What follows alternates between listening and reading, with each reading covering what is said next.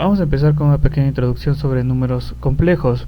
Primeramente, un número complejo z se puede definir como un par ordenado que tiene dos componentes, x y y. Generalmente cuando se hablan de números complejos se ocupa la letra z. Aquí, para este número z, tenemos que la parte real del número z es igual a x, mientras que la parte imaginaria del número z es igual a la componente de y. De la misma manera que existe con los números reales, un número imaginario tiene sus propias operaciones, como lo es suma, resta, multiplicación, división y, pues bueno, integral, diferenciación, todas las demás. Sin embargo, al menos las básicas las vamos a ver en otro video. Ahora, si nosotros tenemos un número de la siguiente manera, supongamos que tenemos a z sub 1, que es igual a algún valor x con la componente y de 0. Eso significa que la parte imaginaria es 0. Entonces este número es puramente real. ¿Okay? Por lo tanto, los números reales son un subconjunto de los números complejos. Ahora, si tuviéramos un número, por ejemplo z2, de la forma 0, algún número y, puede ser estos, tanto x como y pueden ser positivos, negativos, decimales, como sea. Entonces, este segundo número, z sub 2, será un número puramente imaginario, ya que no contiene parte real.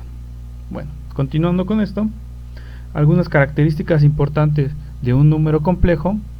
De un número complejo, todavía no son operaciones ni nada, solamente de un número complejo, serían las siguientes. La característica o la primera parte de esto sería la interpretación geométrica.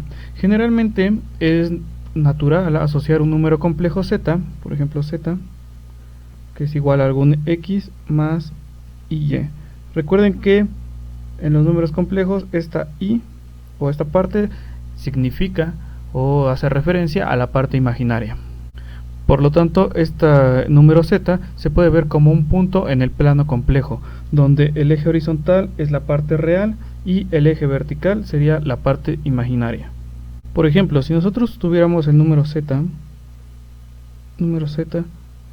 igual a menos 2 más i, esto también podría ser expresado, recuerden, como un par ordenado, que sería menos 2, 1. ¿Ok? Es lo mismo ese número. Entonces, este punto lo podemos establecer aquí en menos 2, 1, que sería más o menos aquí. Entonces, ahí se encontraría esta parte o este número complejo. Y bueno, se puede pensar como el segmento dirigido o un vector que va desde el origen hasta el punto que nos indica este número complejo. Bien, ahora, otra característica importante de un número complejo es su módulo. ¿Cómo vamos a representar el módulo? Bueno, el módulo, lo voy a colocar aquí, vamos a ver, el módulo de un número complejo está definido como, o es igual a, así, z, y pues es muy similar, si ustedes lo imaginan como un vector, es su variable en x al cuadrado más su variable en y al cuadrado, la raíz de todo eso. Entonces, así se denota y así podemos calcular el módulo de un número imaginario. Geométricamente, pues bueno, ya sabemos que esa sería la distancia que va tal cual desde el origen hacia el punto donde se encuentra ese número complejo. Por ejemplo, para el número que tenemos aquí, que es menos 2 más i, sería la distancia que va desde el origen hasta el punto donde se encuentra este número complejo, así en línea recta.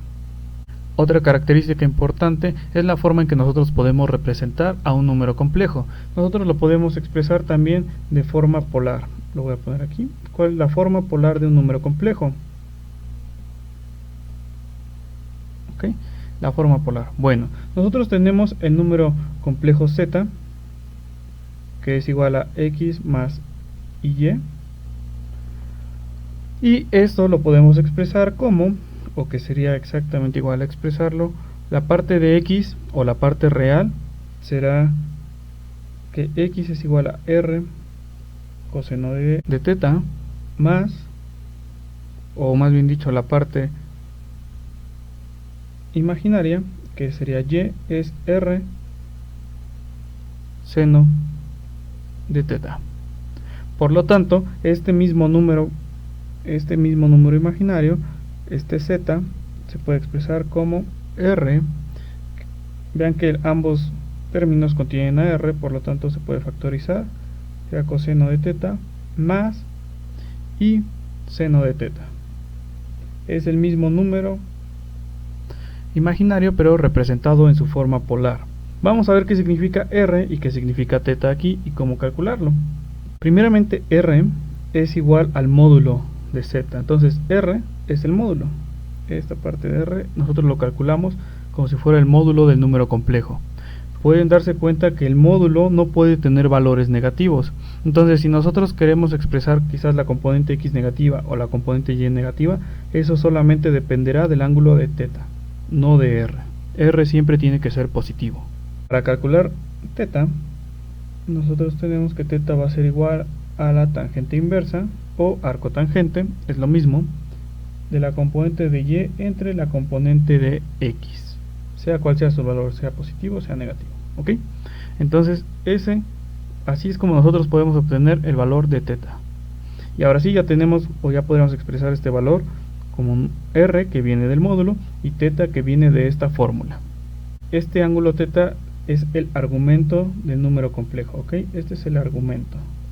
Es importante que recuerden eso. Este teta es el argumento del número complejo z.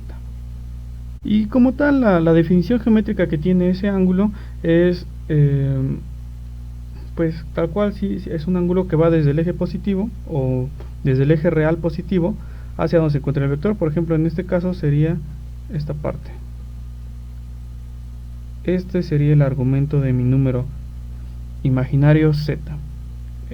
El valor de este ángulo. Finalmente, nosotros podemos expresar un número complejo también en su forma exponencial.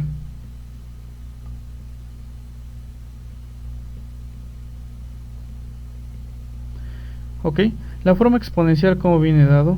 Bueno, si nosotros recordamos la ecuación de Euler, tenemos que e a la i teta es igual a coseno de teta más i seno de teta. Por lo tanto, si nosotros lo asociamos con esta parte de un número complejo, lo podemos expresar ese mismo número complejo de la siguiente manera, que sería r, e y teta. ¿Ok? Donde r ya sabemos que es el módulo, y es de la variable compleja de i que representa los números complejos, y teta también ya sabemos cómo calcular teta, que es el argumento del número complejo que nosotros estemos utilizando. Esta también es otra forma de expresar un número complejo. Entonces ya tenemos tres partes. Hasta ahorita tenemos la forma exponencial, tenemos la forma polar, sabemos calcular el módulo, sabemos calcular el argumento, y bueno, recuerden que esto se puede expresar también así o como pares ordenados. ¿Ok? Vamos a hacer unos ejemplos con algunos números para encontrar todas estas partes. ¿Sale?